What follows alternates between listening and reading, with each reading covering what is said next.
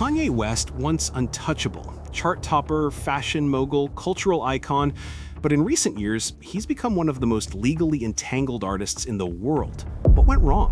What's he actually being accused of? By whom? For how much? And what are the stakes?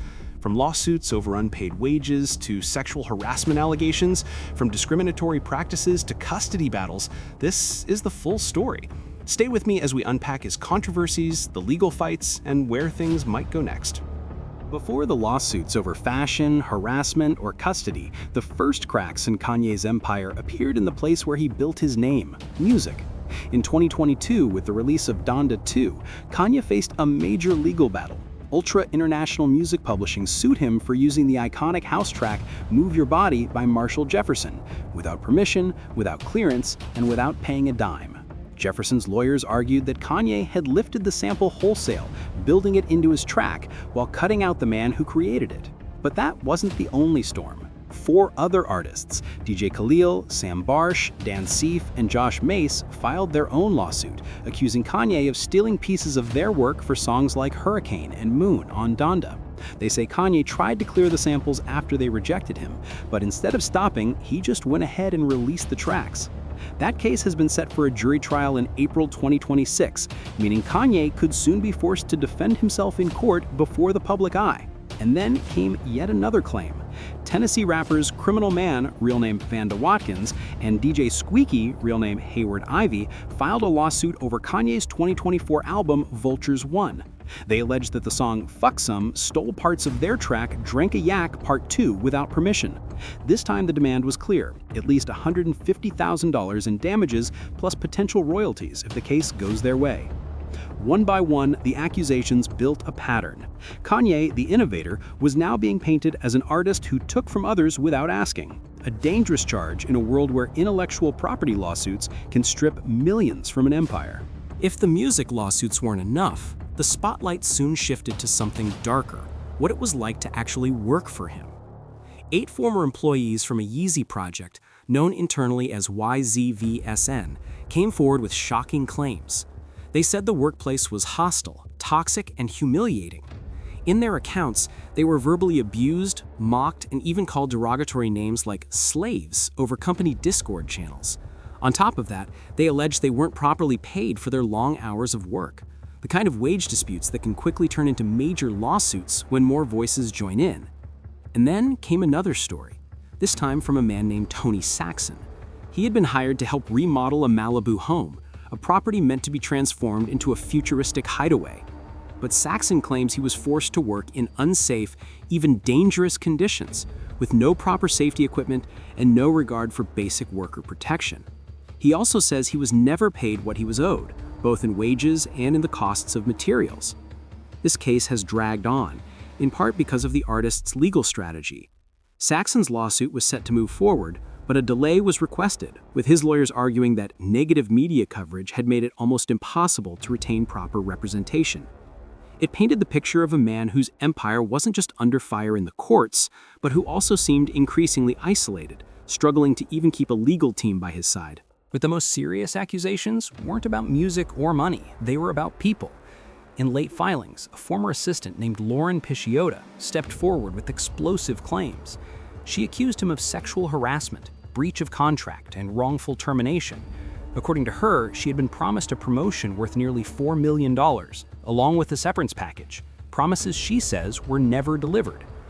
Her lawsuit went further. Court papers allege she was sent explicit messages, pressured into inappropriate situations, and even told that certain career opportunities depended on her shutting down her OnlyFans account. And then, in July 2025, her legal team escalated the claims.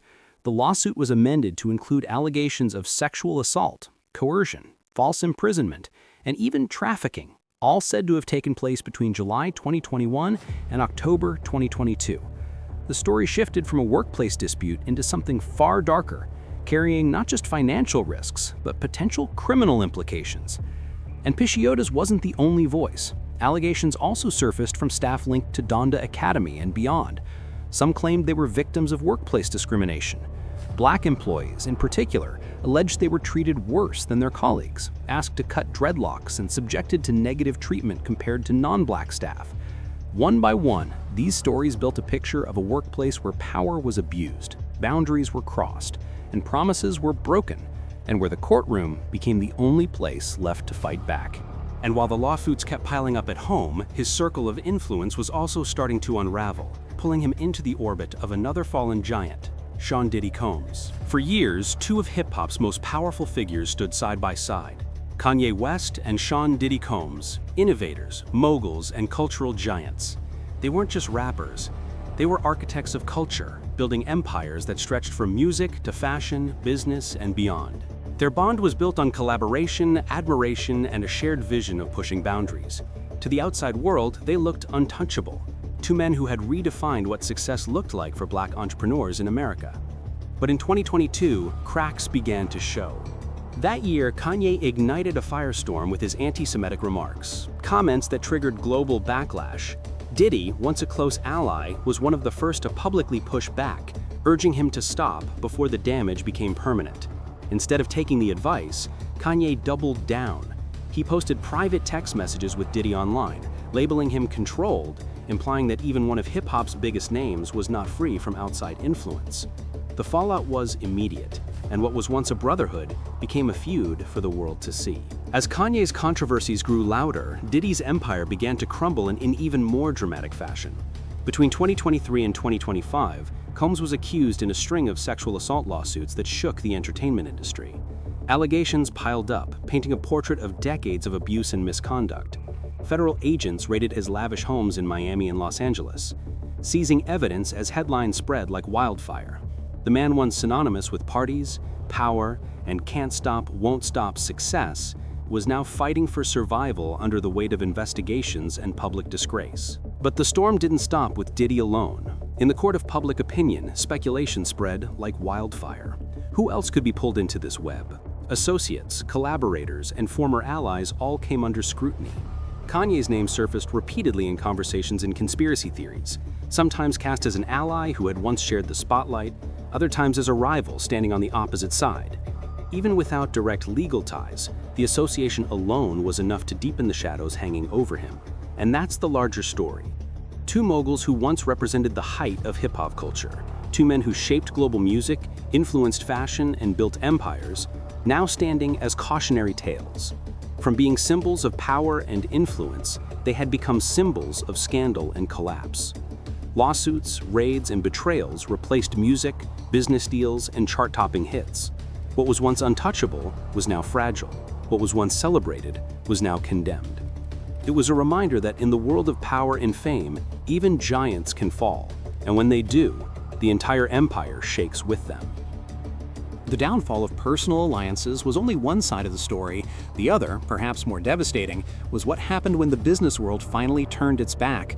After his anti-Semitic remarks in 2022, Adidas, once his most powerful partner, cut ties. What followed was a tense legal standoff, but eventually both sides reached a settlement.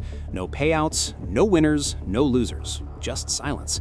A billion-dollar partnership reduced to ashes, leaving a gaping hole in one of the most lucrative collaborations in modern fashion.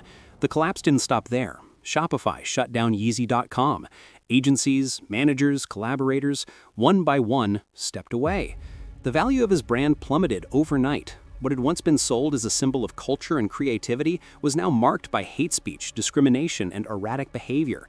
His credibility in both fashion and music was shattered. And as if corporate fallout wasn't enough, new lawsuits added fuel to the fire. Alice Merton, a German singer, claimed her song Blindside was used without permission in his track Gun to My Head. She said she had already refused the request, unwilling to be associated with the controversy, but the song went ahead anyway. Now she's seeking damages, adding yet another legal battle to an already towering stack. The message was clear. It wasn't just his reputation on the line anymore. His empire, the music, the fashion, the legacy, was bleeding out in the open, and the world was watching to see just how much more it could lose before nothing was left. And so we're left with a paradox. A man who built an empire on sound, on vision, on defiance, and tore it all down with his own words. His anti-Semitic comments? Maybe they were too much for the world to handle, or maybe, just maybe, the irony speaks for itself. But here's the truth. Controversy makes noise, destruction leaves scars, and while his music will still echo in clubs, playlists, and stadiums, his legacy is now a battlefield, one where art, ego, and power collided, and nobody walked away clean. The question isn't just what happens to him. The real question is, what does it say about us?